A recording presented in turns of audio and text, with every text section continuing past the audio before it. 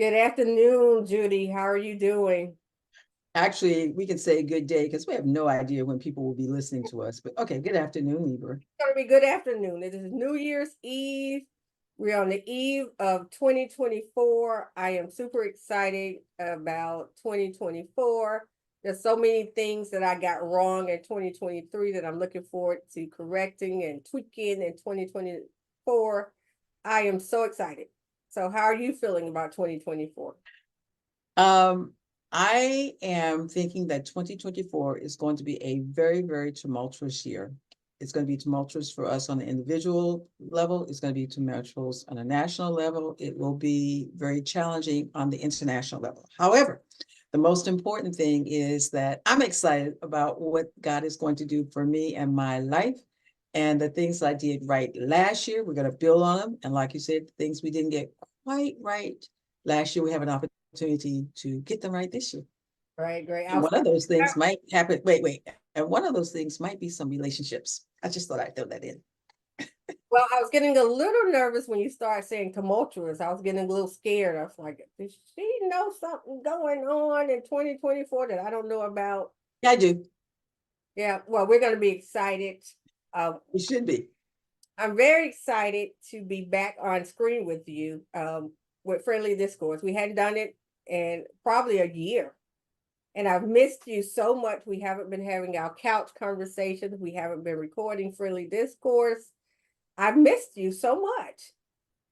So I'm glad to be able to do this seminar once again, especially now because we're leading into your second Gaza Road Ministry Women's Conference. And this women's conference is Living the Balanced Life, the Balanced Life. The. Yes. And the focus at this conference will be on healthy relationships. Well, let me make a couple comments. Number one, as they say, I love you and I love you more. It's like, I don't know which one of us misses the other one more. I'm almost sad that we're having to do this on Zoom and we're not in the same place.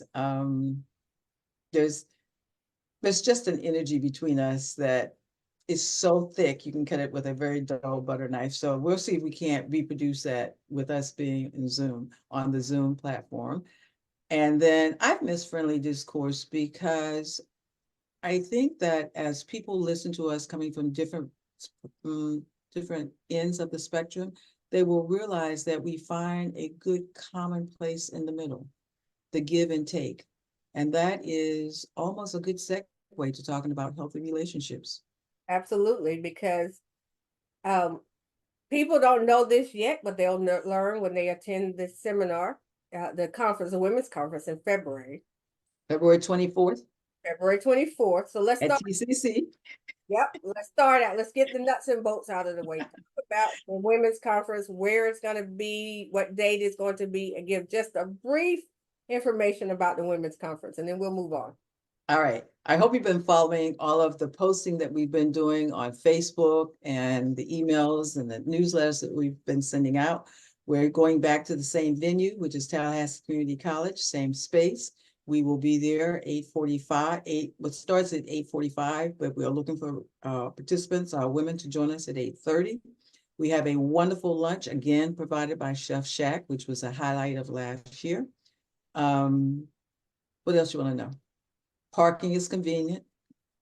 You can register at Eventbrite, $99. That's enough. We're going to give them a little bit of glance every time we do one of these seminars. And so that's just enough. And so please, everybody who's listening to us, listening to this virtual seminar, that's what we call it as opposed to a podcast. Please, please, please watch the post on Gaza Road Ministry Facebook page and other social media pages. Go to Eventbrite, search up Judith W. Hawkins, a Gaza Road Ministry, and please, please, please register for this seminar. And if by chance you're not getting the newsletters, feel free to communicate with us. Probably the best way to reach me is just info, INFO, at grm2.net. That's it. If you just let us know that you want to join, get the newsletters, that's the easiest way to do it. Right. Now, I agree. That's a perfect segue into what we're going to talk about today. So we're talking about opposites attract. And you and I have spoken about a lot of topics and subjects, but I like opposites attract because this whole friendly discourse virtual seminar was a result of our couch conversations at your house. And I came from one end of the spectrum, you came from the other end of the spectrum, and somehow we were able to end up in the same points. It always came back to the spiritual realm, which was excellent. Now we have this healthy relationships women's conference in February. And do you want to talk about a little bit about how we came up with the topic and how it relates to our wonderful relationship? Let me make a confession to all you all who are listening to this. It is because of Neibra that we are bonded as tightly and as closely we are over 30 years. You have to understand that we met when she became an associate in my office. And she tells me about myself and her perception of me as her boss lady. And I am just like, for real? I had absolutely no idea, clueless. Ooh.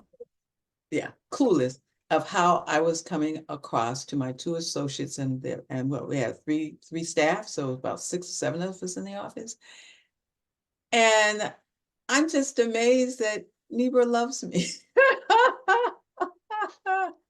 Well, I do love you. And so the people who are listening who actually know you are probably laughing right now because they know you. And the people who know me are laughing right now because they know me. And for the life of them, they probably cannot understand how we're connecting. We appear outwardly to be so different. When we were talking about, let me take you back to when we were planning this seminar, the women's conference, healthy relationship. It started because everybody knows you, that knows that you are direct, very direct, that you're in your directness. Sometimes you say your tone or your comments to people are perceived to be offensive, yet you're clueless that you're offending people. Clueless is not, is there a word that's even more descriptive than clueless? It actually, we were talking around it, and I had just had an incident. I participate in a Zoom Bible study class. The teacher of the class is fairly well known. His following is kind of good. And he was talking about a new product that they will be putting out. And so he showed us a clip of it. The man works out. His muscles are impressive. And the shirt that he had on didn't, well, understand that I have a background in textiles and clothing. And so I sew, and so I may kind of catch these kind of things. And I'm hearing what he's saying, but my eyes are focusing on this shirt that is too tight. And I said something about, I mean, it just came up and out, but I didn't mean to be, stop shaking your head, Neibra. I didn't mean to be offensive. It was actually kind of like, when you make this presentation, you don't want your listeners to be distracted by your too tight shirt. Your muscles are huge muscles. Now, I'm old enough to be the man's, definitely his mother, and I think mother, I might be able to slide over into, no, mother. I'm definitely old enough to be his mother. In fact, he's contemporary with my son. And so it was just a straight up observation. And one of my friends from Tallahassee was on the line as well. And she said, I had no filter. And he said he was embarrassed. And at that point, I'm horrified because I'm not quite sure what it was I had done. I Okay, Judy. You see this man, he's doing a presentation. Now you can presume that he spent a little time coming up with his outfit. He knows he has big muscles. He chose a shirt that he liked, that thought made him look professional, attractive, or whatever. But you're looking at it, and because you're distracted by his muscles and this two-side shirt, you decided that you needed to say something. Why couldn't you just hold it? Just hold it. All right. So I don't want everybody listening to this to join Neibra and start beating up on me. Okay. I think that I have a strong streak of the story of the emperor with no clothes. The emperor was in the parade, and everybody around him told him he looked perfectly fabulous, that his robe was just gorgeous. And a kid hollers out, he's got no clothes on. And I think I got some of that kid in me. It's like I just see it as it is. I just see it as it is. And I don't mean anything by it. And so I'm trying very hard. You talk about 2014. I'm tired of struggling with this. Of I'm tired of being not insensitive, but clueless. Because when I mean to get you, Neibra can tell you, as lawyers, when we mean to get you, we don't miss. And in fact, we're quite surgical with those cuts. But it breaks my heart when I unintentionally and cluelessly hurt someone. And so healthy relationships have a real component of why is there why is the relationship stressful? And that goes to temperaments and personalities, hardwiring. And that's exactly why we decided to do this women's conference on healthy relationships, because you and I recognize better than anybody, probably better than any other friendship, that our temperaments, that people have different temperaments, people have different personalities. And sometimes, despite the different temperaments or the different personalities, they find a way to make it work.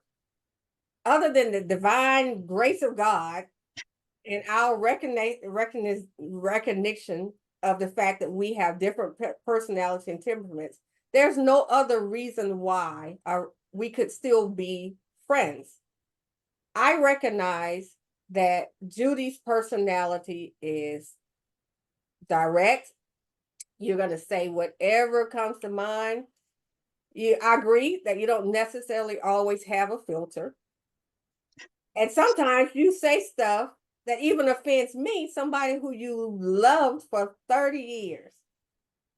And I just like, what? Did she just say that to me? Then I'm like, okay, that's Judy.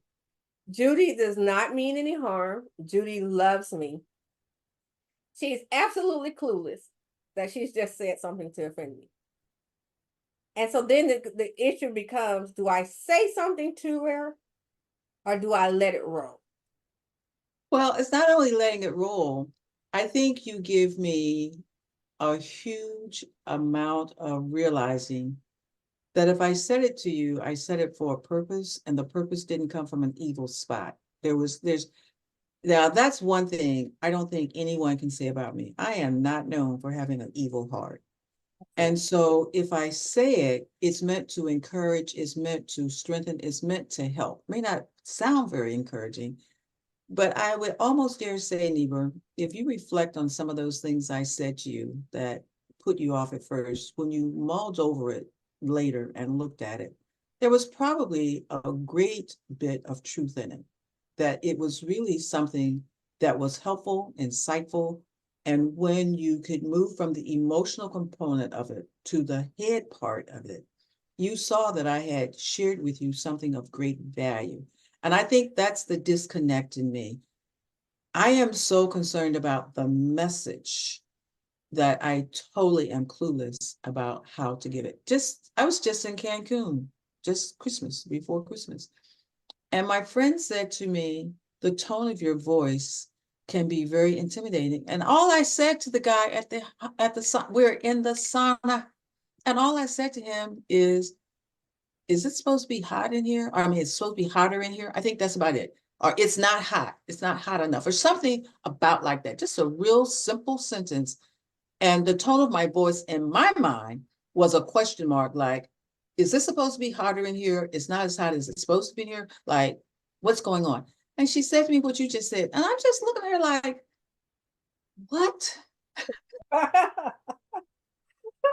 Well, let's talk about some of the things, because we've had an opportunity, because the point of this women's conference and the point of the lessons and the resources that the ladies are going to learn at the conference is to help people to recognize when their co-workers, their friends, their family members, people in their circle have a different temperament, to one, acknowledge it, two, say it's okay, and three, to try to understand and still have a healthy relationship with that person, despite that person's temperament may be something that you perceive to be offensive.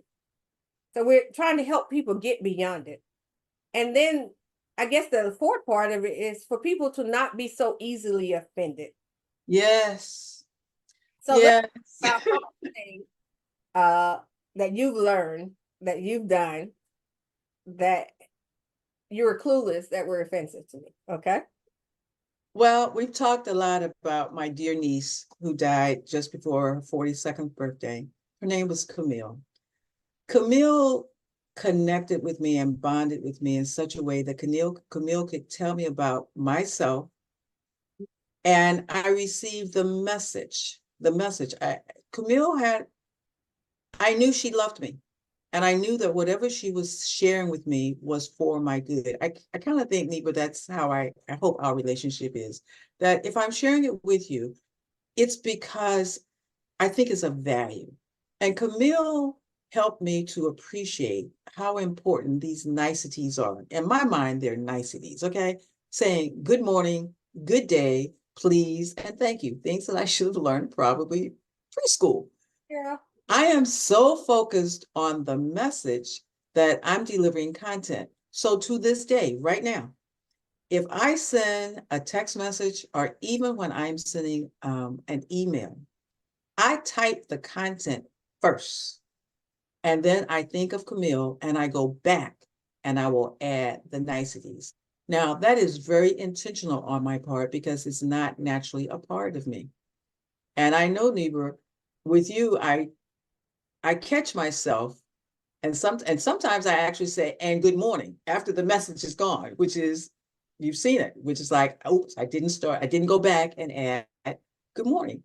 And that's my temperament. I've heard people say that I was firm and stern. It's because, well, I can tell you, in a nutshell, I've watched people do the sugarcoating. And I've learned that when I try to sugarcoat stuff for people, they don't pay a lick of attention to me. It just doesn't work for me. It just doesn't work. If I say, I think you're making not the best decision based on the facts before us, you might want to rethink what you're getting ready to do.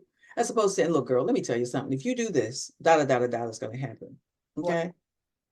And I know you may be mad with the way I delivered the message, but it doesn't change the truth of the message. And that's my problem. My temperament is message. Okay, well, let's talk about the message. Okay, so, and you and I talk about this all the time. If you're trying to relay a message to people and your tone is something that throws them off, are they really getting the message?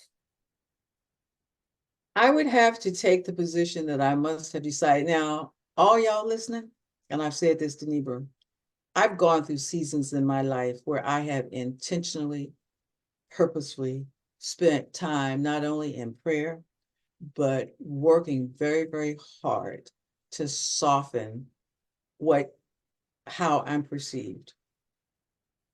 And it's not been a good experience. It just hasn't been, it has not been a good experience. I've just, in my experience, it maybe it's a disconnect. Maybe something about my face says that she's a bottom line person. So when she's saying all these niceties, they're going like, what is this? I don't know, but trust me, my father pointed it out to me when I was a child, which goes back to hardwiring and temperament. As a child, my father was saying these things to me because he was the master of it. Master, that is, of delivering messages. In fact, here's how we describe my father. My father would decapitate you, and you didn't know that you were decapitated until that means he cut your head off, and you didn't know that it had been cut off until you turned it and it rolled. Okay, that's just how smooth he was. Which, by the way, became a little running joke. That was our comment when we were go to court, and you would come back and say, "Did you decapitate him?" And I would say, yes. And you'll say, did he know it? I said, when he turned his head just rolled off. So you can keep that one. I love that one. That's been my motto for my law firm when I'm in that mode, that my mojo is tight and I'm going to court to slay. So we're going to keep that one. We're gonna keep that one? Yeah, we're going to keep that one. Your All dad, right. thank you, Dad, for that, because so let's So I talk. want to become smooth like that. I want to come smooth like that. But that's when I intend to decapitate you. Most times, I'm not trying to decapitate you. Most times, I want to put my arms around you. I want to be loving. I want to be encouraging. I think of the text in Ephesians that talks about, I want what I say to be edifying, which means it's morally sound. I want it to be fitting for the situation, and I want it to be gracious. I mean, I really do have this model in my head. Again, the beauty of this discussion and the beauty of the Healthy Relationships Women's Conference, people need to understand that they need to look beyond the tone, look at the temperament and personality, but more importantly, look at the heart of the person. If I didn't know that you had a great heart, and if I didn't know that your temperament was just a little harsher than mine, I would probably just a tad bit, that I would probably have run away from our friendship. But when I look at the things that I've gained over the 30 years of this friendship, I would have lost so much. All the lessons, I mean, life lessons, spiritual lessons, legal lessons. I look at everything that I've gained from my association with you over 30 years, and I said, God, I thank you that I got to know this lady. And a lot of people may not stay in relationships with you or other people like you, or people with different temperaments, because they run so fast and they get so easily offended. But look at the loss that they suffer. I would dare say that anybody who's associated with you will gain invaluable lessons, so many lessons. Look at the loss that people would have suffered or have suffered by not staying in there long enough to just understand you. If you look at the heart of a person, that's all you got to see. If you know that this person is a loving, kind person, then there's no reason to ever be offended by a person who has a kind, loving heart like yours.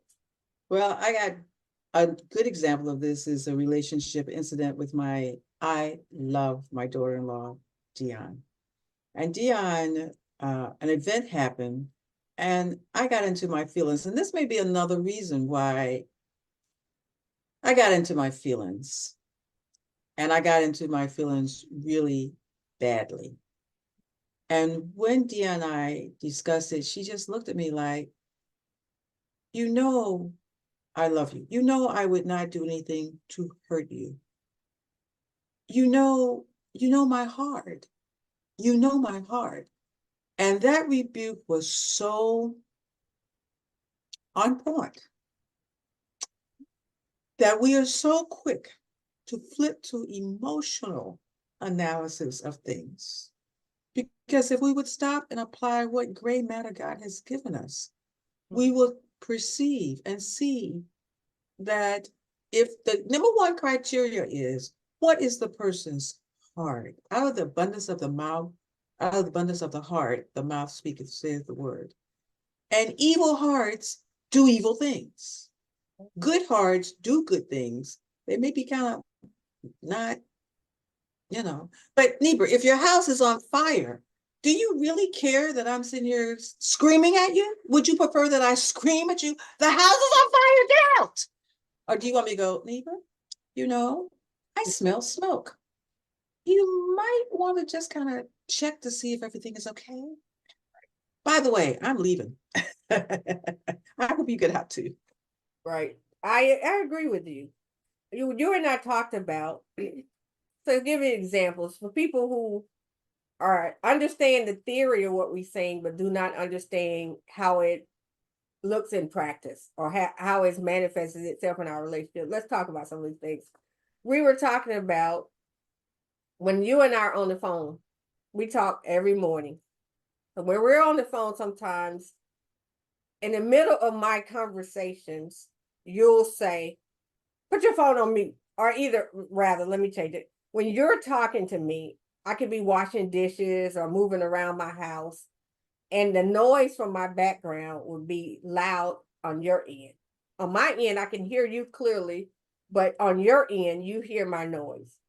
And you would immediately say, Neibra, just put your phone on mute. I can't, it's too loud over there. Put your phone on mute. And for a lot of time, you would say that. And I would say, you don't tell me what to do at my house. How you gonna control my house? The process of putting my phone on mute was inconvenient for me. But for a long period of time, I just kind of let it go and would be like, well, feeling a little ways, but I was like, that's just Judy. That's just Judy. And you would keep talking, and then you'll say, when it was time for me to talk and you wanted a response, she was like, okay, take your phone off mute. Take your phone off mute because I can't hear you. And when I finally told you that, I said, Judy, you do that, and that irks me. How did you respond? Had no clue. And the reason I was asking you to put your phone on mute was because it was distracting my ability to focus on what you were telling me. So actually, I was telling you that out of a place of concern and love and appreciation of the conversation. It was distracting to me. And in fact, I just got busted because I had a phone consultation this past Friday. And the baby was in the background, and it was just too distracting to me. It's distracting to me. And I want to give the person I'm speaking to the best of my thoughts and the best of my analysis, the best of my input. But that noise is distracting. Why is that noise distracting to me? Because I grew up in a quiet household.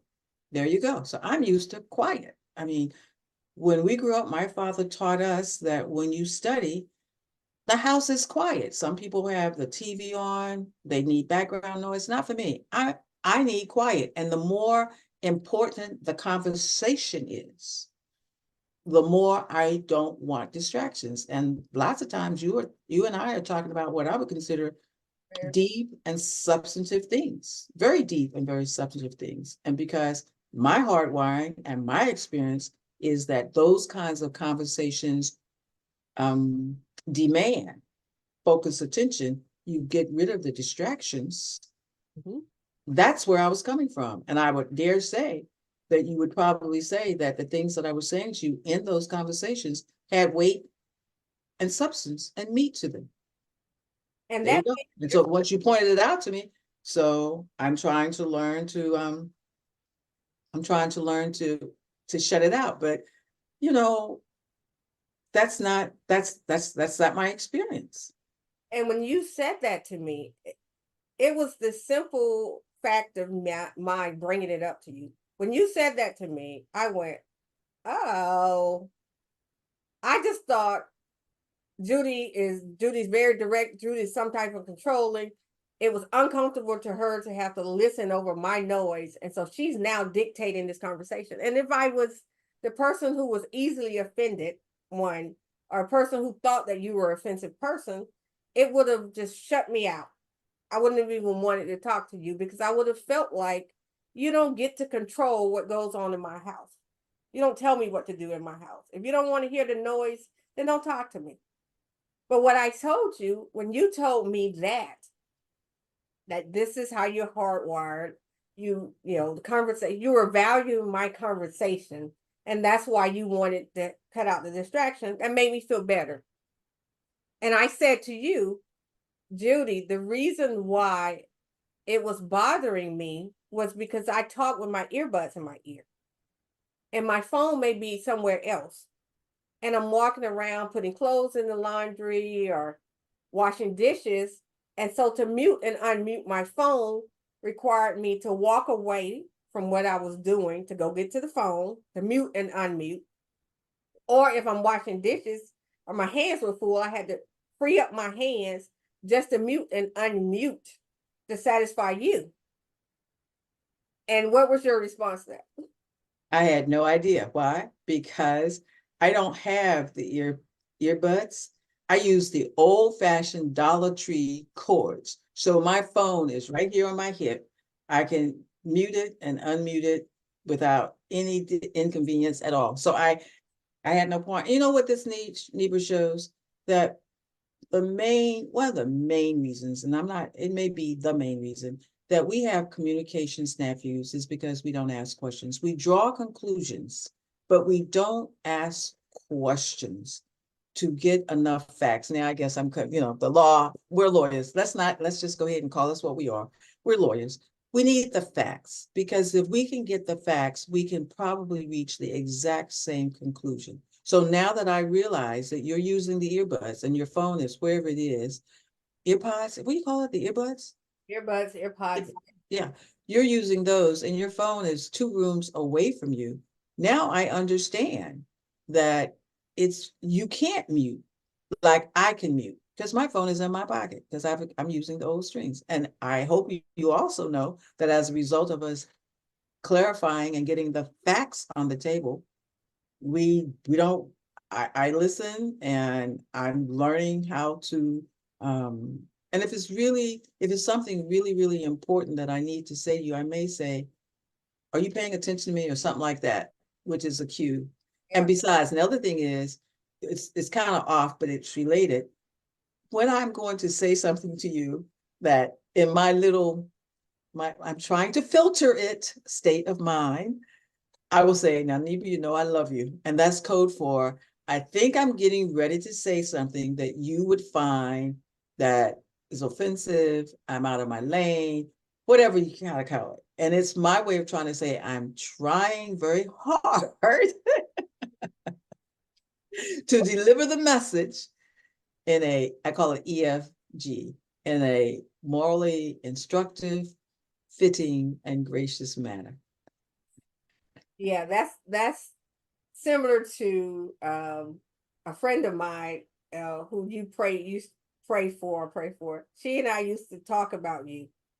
And we always, and you know this from when we work with you, there will be a lot of conversations about Judy that Judy was clueless of. We'll talk about some of those in a minute. But one of the conversations that we have about you, my friend and I have about you behind our back is, Behind my back, go ahead. behind your back is, we love when Judy prays for us, but sometimes Judy is praying away stuff that we're trying to keep, things that we're trying to hold on to. And you'll always say, Neibra, I'm going to pray for you. I'm going to pray for you. I prayed for you last night. I was talking to God about you last night. And my mind is like, yeah, what did she ask God to remove from me that I'm like enjoying over here? So like, okay, Judy, can you talk to me about your prayer before you send it up to God? Because I know He's going to listen to you and He going to start messing with me over here. So I guess that's one of those things that knowing temperament and knowing personality is, no matter how much I tell you, Judy, don't pray away my stuff. What will Judy do? I'm not praying away your stuff. I'm asking God to give you a heart like his. And that's all I say.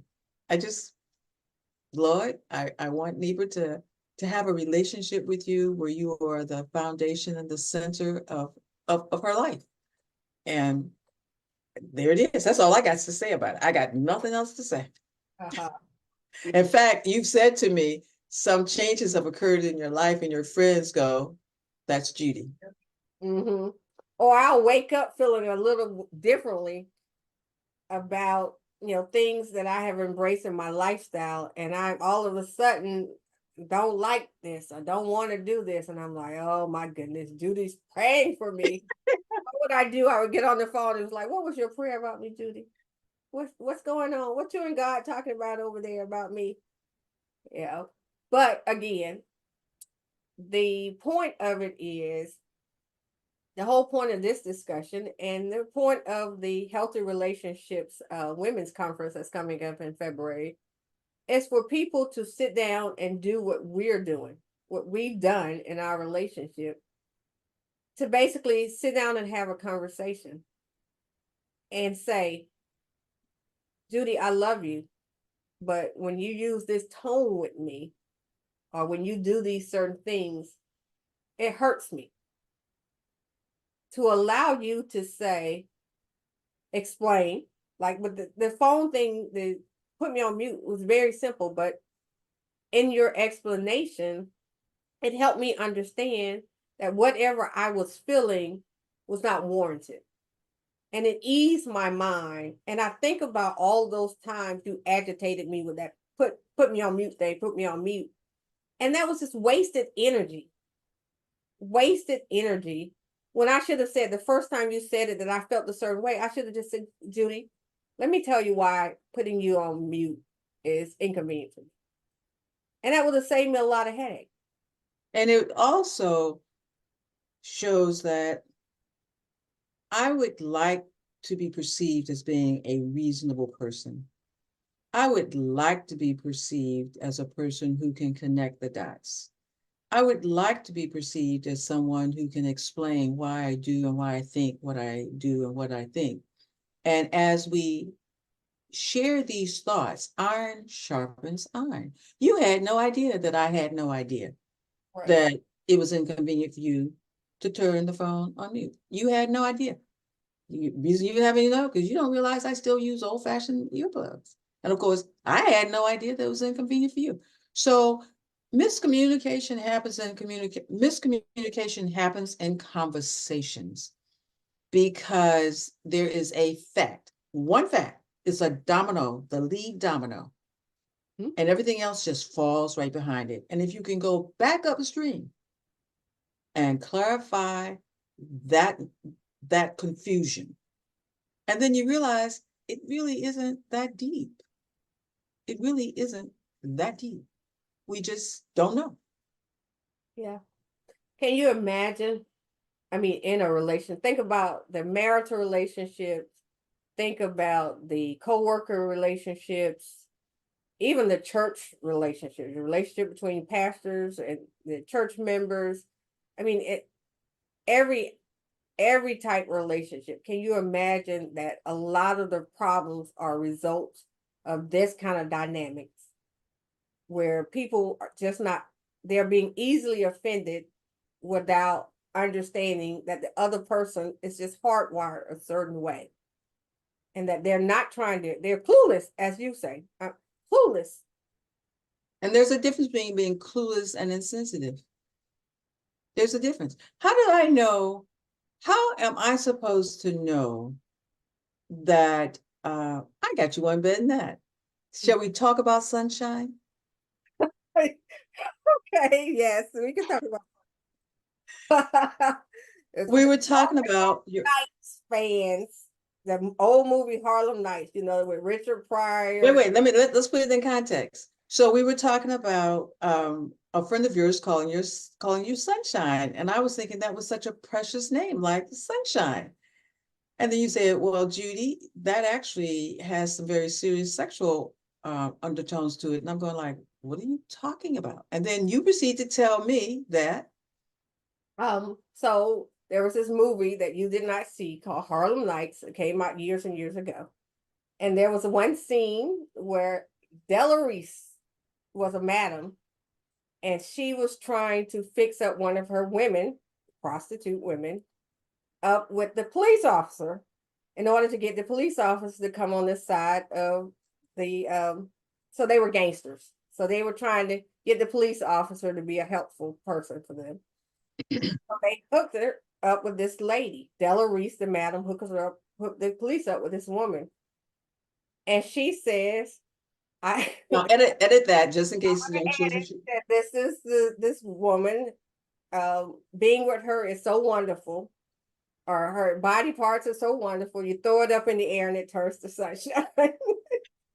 And so, because I had no point of reference for that movie or that, I'm thinking that if a man calls me Sunshine, and when a man calls you Sunshine, that's such a sweet term of endearment.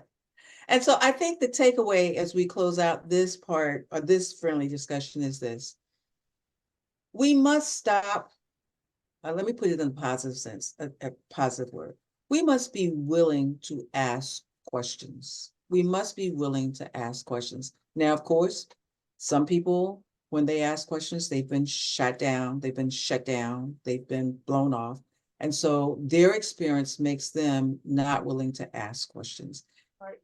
It also requires us to be a lot more vulnerable. It also requires us to be a whole lot more emotionally mature. And it also requires us to be intellectually honest. Because when you start asking questions, you don't know what the answer is going to be. And sometimes we just take the position, you know what, I don't want to know. And that's why I'm not going to ask the question, because now instead of getting rid of one problem, I just picked up 2 or 3 more. I don't know. I didn't know. And sometimes what I don't know is a good thing. Well, my comment is this. There are some relationships, in order for the relationship to function well, you need to ask those questions. Because if you don't ask the questions, then your relationship is a sham. It's just a farce. It is, we're divorce lawyers. Well, I'm trying to be less of a lawyer. But when we were in our, well, you're still in your heyday, but when I was in my heyday as a divorce attorney, the marriages were falling apart because of the duplicity and the fakeness and the deceit in the relationship. And you can't fix the relationship until all the cards are on the table. Yes. You just can't. Truth is truth. And if you're not willing to deal with truth, then everything else flows downstream and it's not good.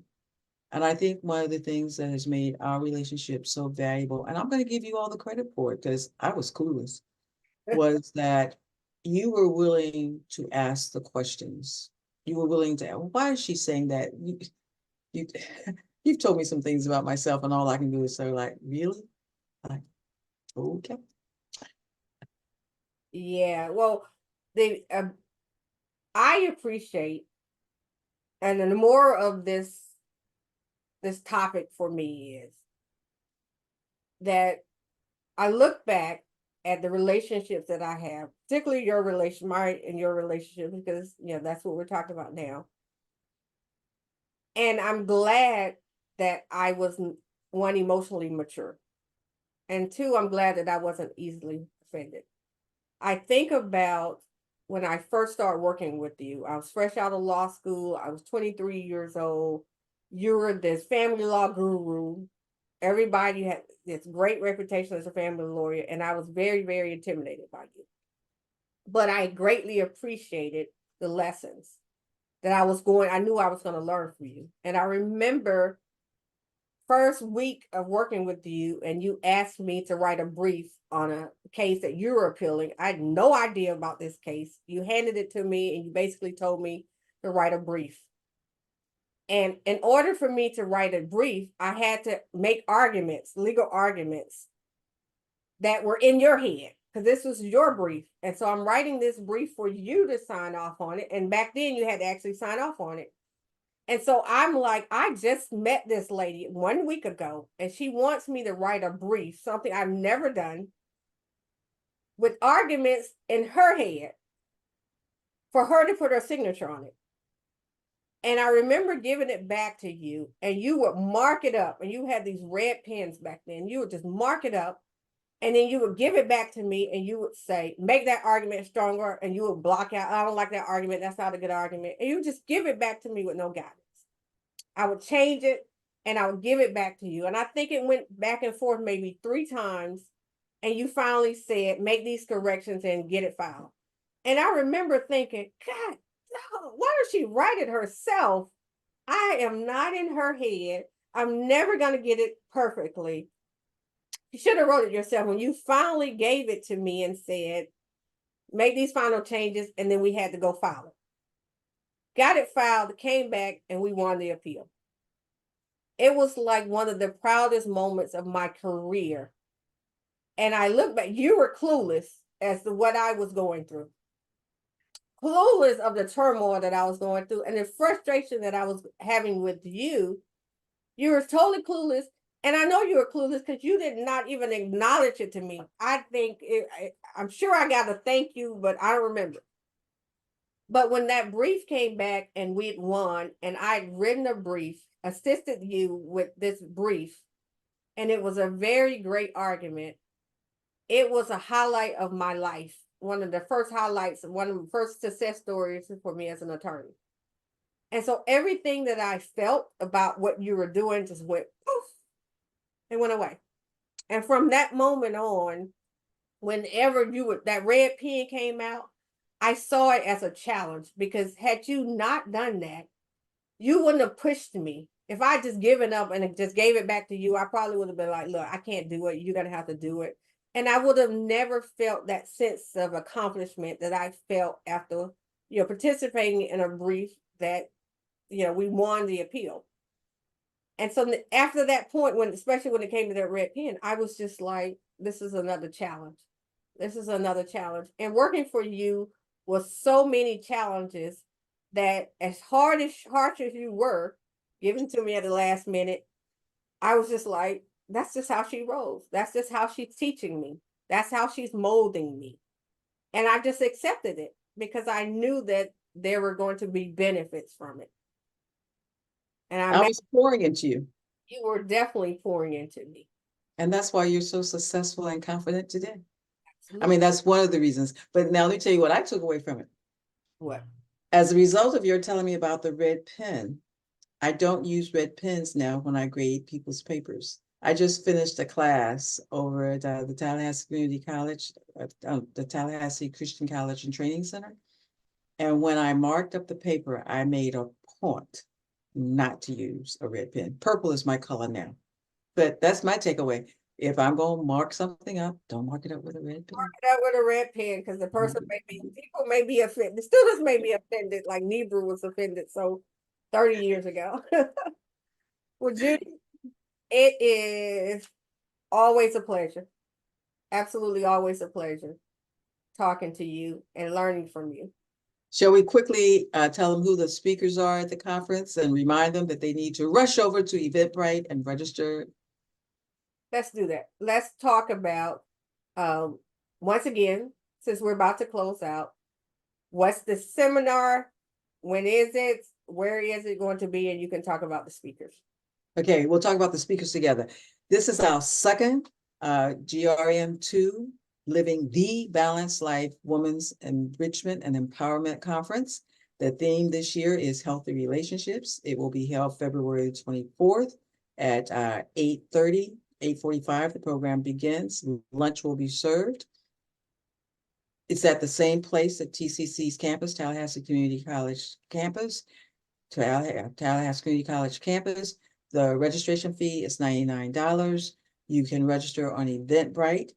If you're not receiving our newsletters or seeing anything about it on the Facebook postings, just reach out to us. The easiest way to reach out to us is info@grm2, which is behind me, .net, info@grm2.net, and we'll be happy to share with you additional information.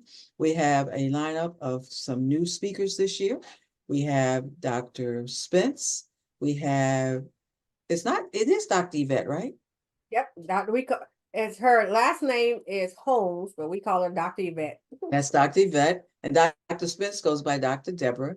By those of you who attended last year, we're hoping that you will come this year and bring a friend with you.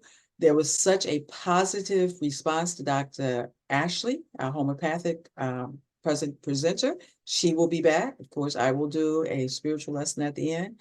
I'm excited that Chef Shack is coming back with that fabulous lunch that you all enjoy. Neibra and Melanie, our coach, our physical coach, what we call exercise coach, fitness coach.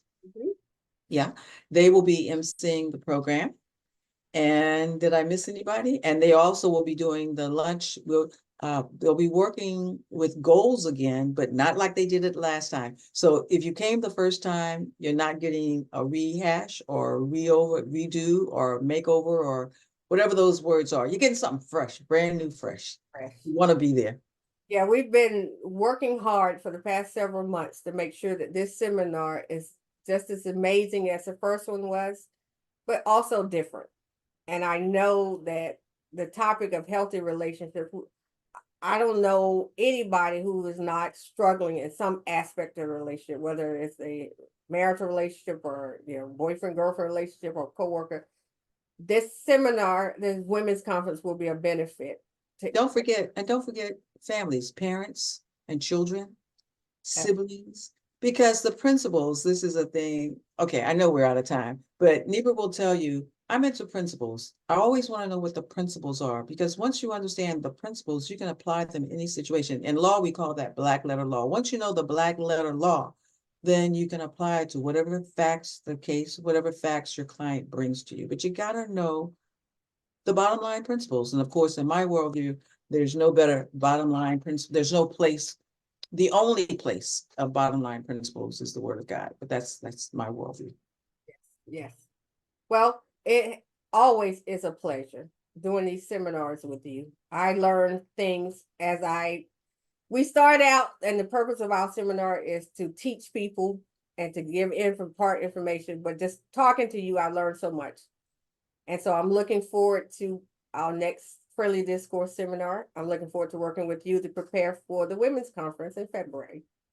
To all of our listeners, I hope that Judy and I have provided you a glimpse of the issues that we have encountered in our friendship. And I hope that you've learned that if you didn't get anything but an unclear understanding that Judy and I have gotten to know and love each other, and we've benefited so much for our relationship, primarily because we allowed ourselves to accept the other person's temperament, accept the other person's heart wiring, and to not be so easily offended by the things. And also, more importantly, we've learned to communicate effectively between the two of us. So, By asking questions. Questions are important.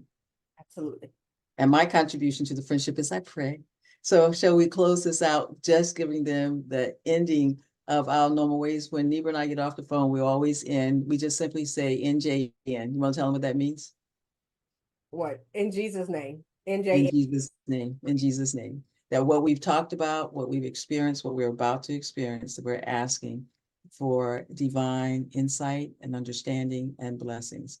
And even though Neibra says that I'm praying against the things she wants, I'm not really. I'm just saying in Jesus' name, and that gives him authority and permission to do what he needs to do. Okay, I'm done.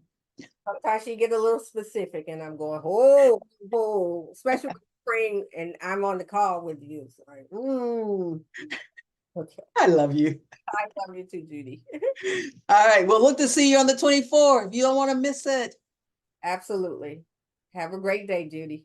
You too, Neibra. Bye-bye.